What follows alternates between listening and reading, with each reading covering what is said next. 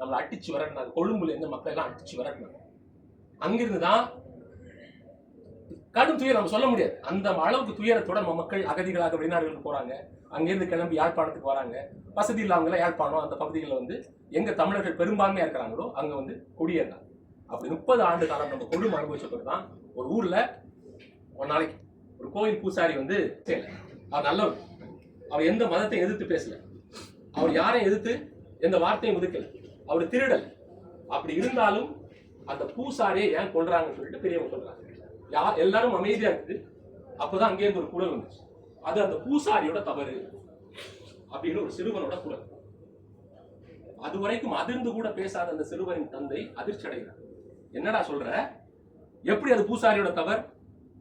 அப்ப அந்த சிறுவன் சொன்னான், ஆம், அடிக்க வருபவரின் கையை பிடித்து திருப்பி அடிக்காத அந்த பூசாரியின் தவறுதான் அதுன்னா.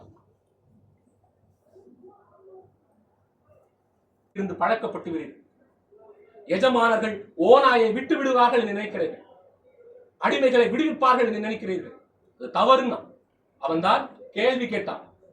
உறுதியற்ற இனத்தின் உறுதிமிக்க தலைவனாக அடக்குமுறையை நெஞ்சை நிமிர்த்தி வா பகையே என் நெஞ்சில் ஏறு என்று நின்ற தலைவனாக வந்தான் நம் தலைவன் மேதகு வேலுப்பிள்ளை பிரபாகரன்.